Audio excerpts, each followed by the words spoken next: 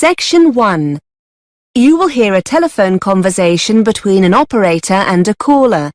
The caller is inquiring about car insurance. First, you have some time to look at questions 1 to 4.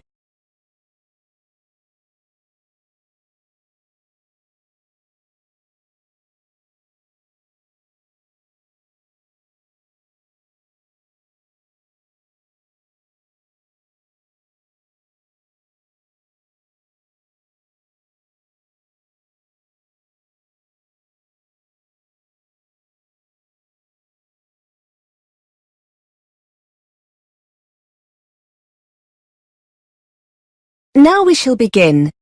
You should answer the questions as you listen, because you will not hear the recording a second time. Listen carefully and answer questions 1 to 4. Good afternoon, Heartline Car Insurance. How can I help you? Hello, I'd like to speak to someone about car insurance. Certainly, sir. Can I take your name, please? It's Liam Bird. OK, Mr. Bird. Is the policy for you? Yes, I bought the car last night. It's still with the original owner, though, until I get the insurance sorted out. Will I be able to do this over the phone now? Of course, sir. If you have all the information we need to process the application, we should be able to sort it out for you immediately. Could you tell me the make and model, Mr. Bird? Yes, it's a Ford Fiesta. And can I have the registration number, please? Yes, it's 3R1JTW. OK. I can see it's a 2002 model, is that right? That's right, yes. And what's the current mileage, Mr. Bird? Very high, unfortunately.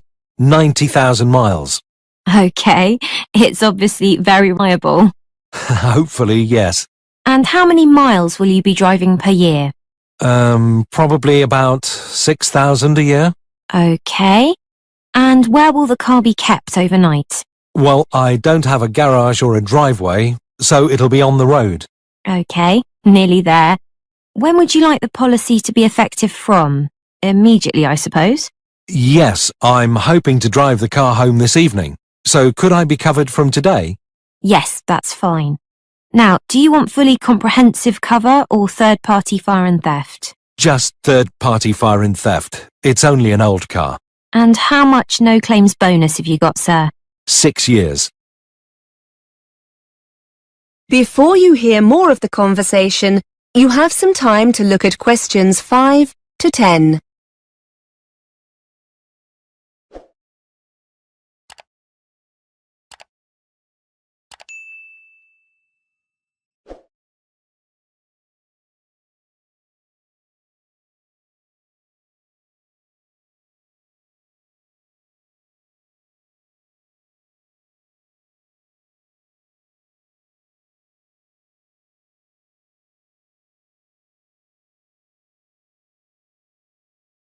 Now listen and answer questions 5 to 10. OK. Have you decided to take up any of our additional cover options? Legal cover for a small fee each month. And we can offer a very competitive rate for driver injury insurance. Or we could... No thanks. Sorry, but I've already looked through what's available on your website and how much it all costs. I've got breakdown cover with another company, and the car comes with a spare set of keys, so I should be okay there. I'd like to take out the 14-day courtesy car, though, and keep my no-claims bonus. So I'll protect that, and I'd like to have the windscreen cover as well. OK, Mr. Bird. So that's third-party fire and theft with additional cover for a courtesy car, protected no-claims bonus and windscreen cover. That comes to £425. We'll need to see proof of your no-claims bonus. Can you send this to us? Yes, no problem at all. OK. I just need your payment details and I can process this for you. So, can I have your full name, please? It's Liam Bird. That's B-Y-R-D. And your address? 35 Botterville Crescent, Birmingham, B561ED. And your date of birth? The 11th of November, 1969. And your telephone number, Mr. Bird? 0121 677 9887. How will you be paying, Mr. Bird? By credit card?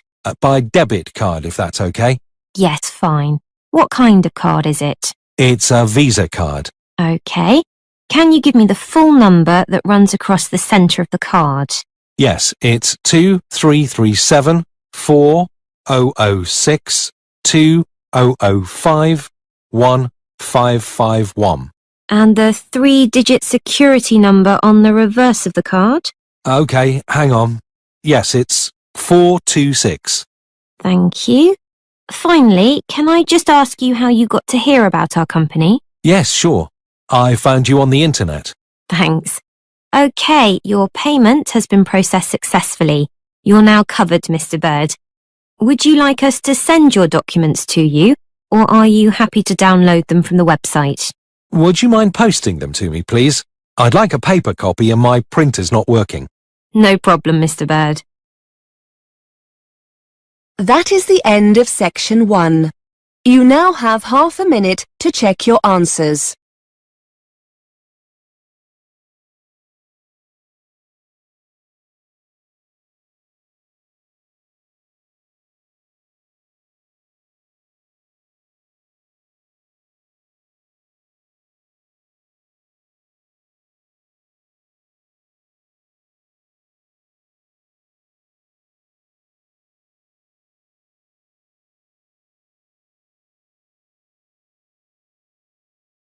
Now turn to section 2. Section 2. You will hear a presenter interviewing a student on a radio show. The student is talking about her experiences of mountain climbing. First, you have some time to look at questions 11 to 14.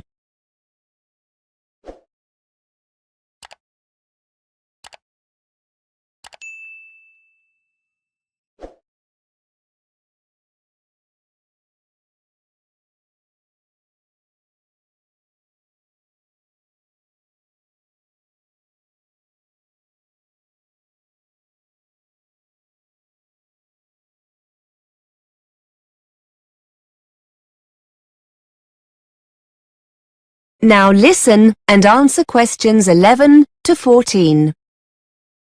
Welcome back to BURS, your independent student union radio station.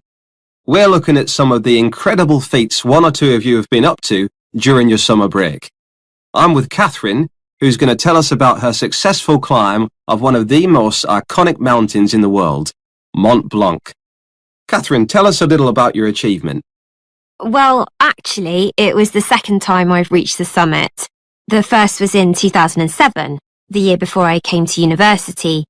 People are often surprised to hear how popular the mountain is with climbers.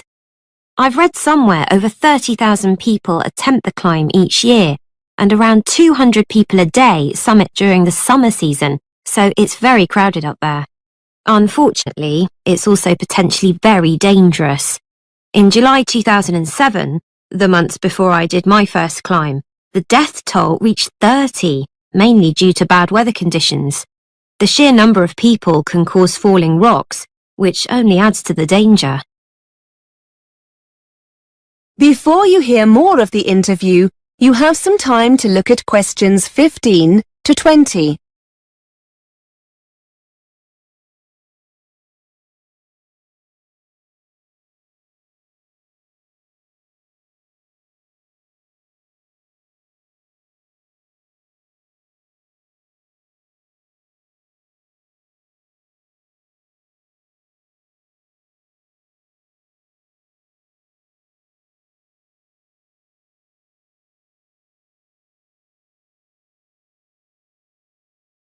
Now listen and answer questions 15 to 20. So why did you do the same climb twice? And was it easier the second time around? In many ways, they were totally different experiences. The first time I went as part of an organised group. There were about 20 of us, and we took 4 days to summit. It was much more of a sociable experience compared to the second climb. This year, I decided to go solo with just one overnight stop. I felt more confident having already summited once, and I wanted to face the challenge of being in control. Actually, you're never really alone. There are other climbers and groups around all the time, but I suppose being alone made me feel more intrepid. The first climb was quite difficult as the weather was very changeable, and we found ourselves climbing in very cold, windy conditions. We were in a group, so we offered each other encouragement, but it was still very difficult. The weather this time was wonderful. Plus, I also spent a few days beforehand in Chamonix and acclimatized myself more to the altitude. This certainly made it easier. You can achieve the same thing by climbing some of the smaller peaks in the area first, but I wanted a more leisurely start. It was fantastic. I thoroughly enjoyed it. Did your experiences on the first climb help you the second time around? I'm wondering if you have any useful advice for others planning on doing something similar. Well, because the climb's becoming so popular, I think people don't always give it the respect it deserves. And I'm not talking here about the physical condition you need to be in to take on a challenge like this, or having the right equipment. That goes without saying. I think what took me by surprise more than anything else was the extreme weather conditions, even in the summer. For those who want to summit in a single day or two, the climb will often start early in the morning, so you'll need to make sure you're wearing enough layer to protect yourself from the cold and wind. You'll be glad of this when you hit queues and find yourself standing around, waiting to move on. Then at the other extreme, around midday, you must make sure you're fully protected from the sun, or you're likely to get very badly burnt. Whether you climb alone, in a group, or with a guide, that will depend on your own experience. But however you decide to go, it's essential that you take your time and get used to the altitude. Okay, many thanks for taking the time to come in and tell us all about it. That is the end of section 2. You now have half a minute to check your answers.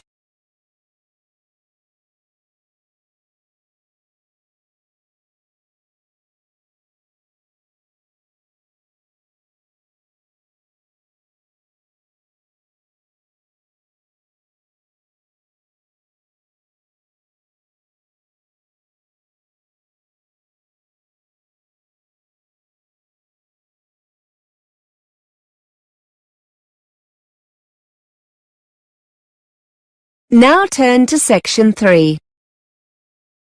Section 3. You will hear two students talking about revising for exams. First, you have some time to look at questions 21 to 23.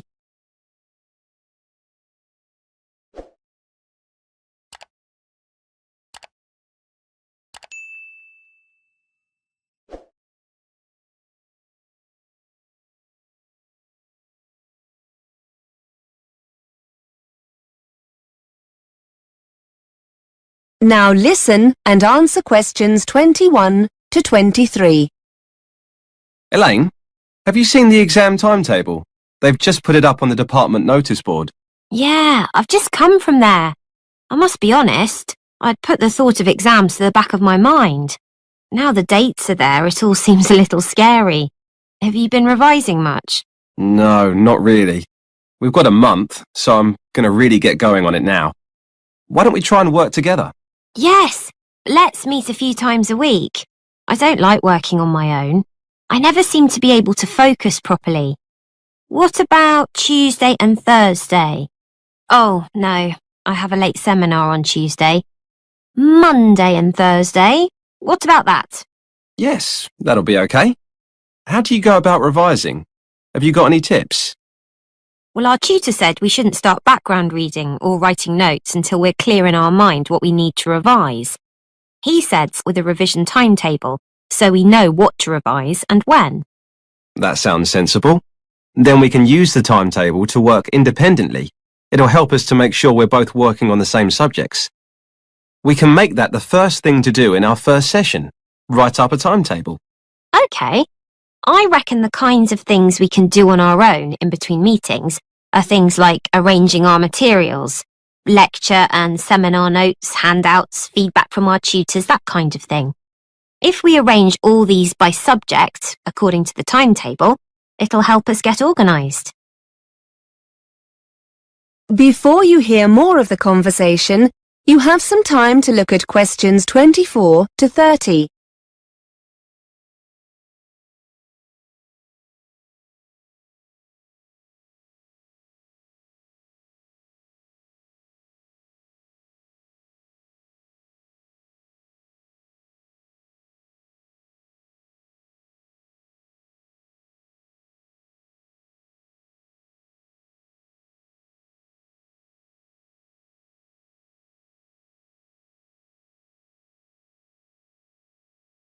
Now listen and answer questions 24 to 30. Good idea. Once we have all the content, I suppose we could make notes based on past exam papers. We had a talk about note-taking in one of the seminars. They reckon you shouldn't copy word for word. It helps to learn things if you paraphrase main points. And don't just copy loads of facts either. Try to get a feel for the main arguments or theories and match any facts to these. I also like using mind maps or spidergrams when I make notes. It means you can put down a lot of information, but so that it's nicely organised. It also means you can add new notes after. And bullet points. They really help you focus on main points rather than trying to link them together in sentences. We also need to remember to make a note of where the information comes from. The author, publisher, that kind of thing. That's really important. Otherwise, when you're writing the assignment, you can never remember where you got a particular quote from. I know I said earlier about testing each other when we get together, but now I think about it, do you think it would be a better idea to talk through our notes on a particular subject? Have a kind of discussion between ourselves? We could use the questions in the past papers to base the discussion on. Yes, so basically the timetable can be a discussion schedule. Then after each session, we could go away and do a timed essay on the subject. Maybe swap and mark each other's essays. That's a good way to learn, I think. Critique each other's work. Great idea. So we'll start next Monday with the timetable.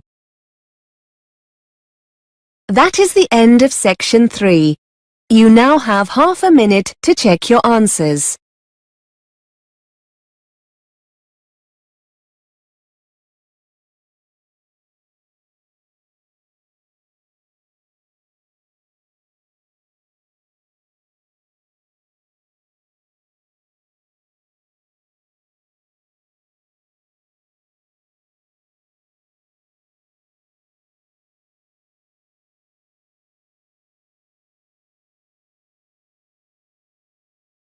Now turn to section 4.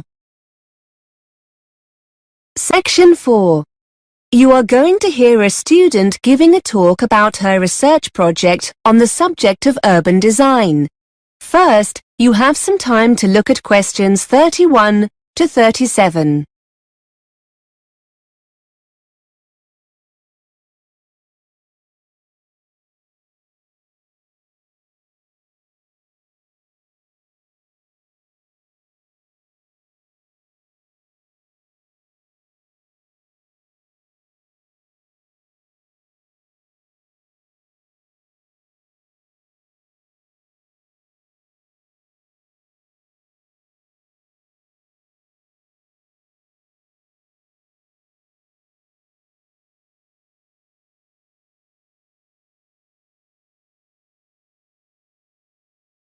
Now listen and answer questions 31 to 37. OK, everyone. This week it's the turn of Carol to talk about the progress of her research project. Over to you, Carol. Thanks. Yes, hello everybody. I'm going to talk about something called shared space and the research I'm in the process of carrying out into people's attitudes to this, as it might affect them in their local community. First, I'd best explain what shared space is. In essence, shared space is an approach to urban design that attempts to open up main street junctions to pedestrians by reducing the dominance of motor vehicles. It's a form of planning associated with a Dutch road traffic engineer called Hans Munderman, who believed that, by sharing the space available, drivers become more aware of pedestrians and drive more carefully. Pedestrians are able to move more freely in this shared space, and the number of accidents is reduced.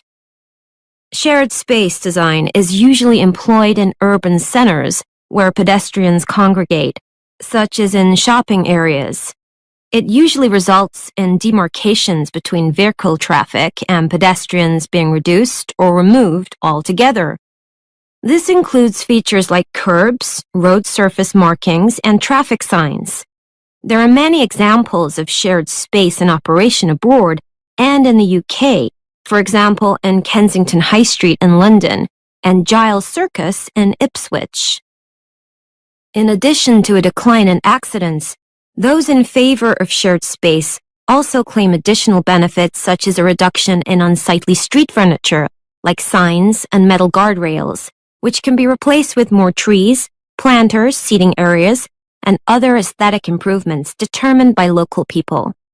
With these urban centers easier to get around in, supporters claim that people are more inclined to shop there, and as a consequence, the center can become a more thriving area for local people and businesses. Here are some before and after photographs of shared space developments to give you an idea of what it looks like. Despite all its advantages, shared space is opposed by various interest groups. Some motorist organizations claim that the system means drivers lose important information through the reduction of signage. Those representing blind people argue that removing features such as curbs, railings, and barriers between pavements and roads takes away familiar support and means this group of people cannot negotiate their way as easily as other road users.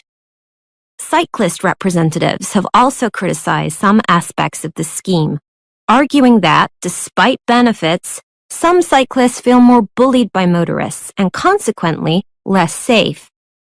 Supporters of shared space themselves also point out that a lack of experience and understanding of shared space by planners can lead to negative experiences for all these groups. Before you hear more of the talk, you have some time to look at questions 38 to 40.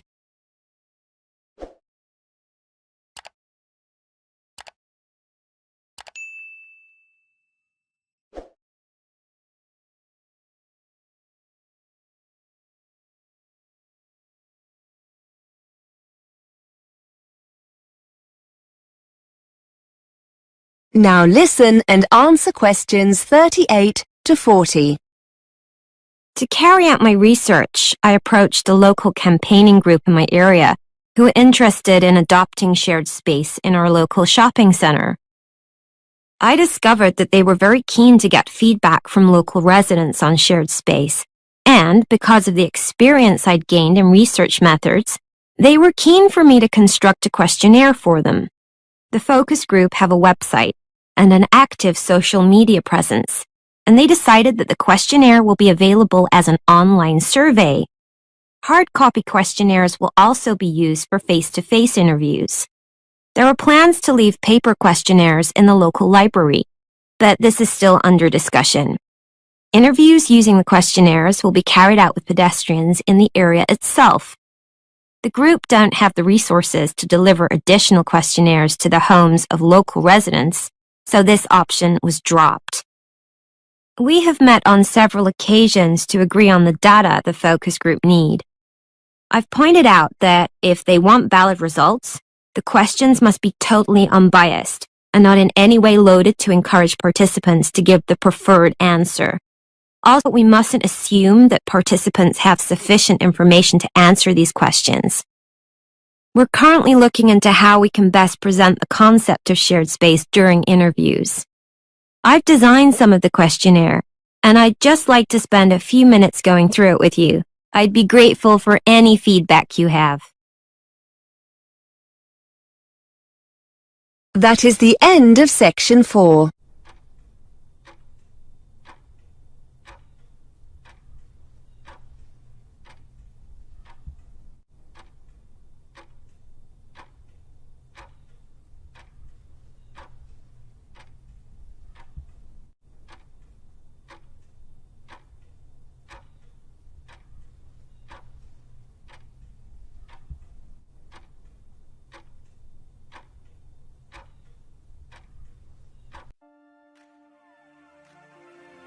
That is the end of the listening test. In the IELTS test, you would now have 10 minutes to transfer your answers to the answer sheet.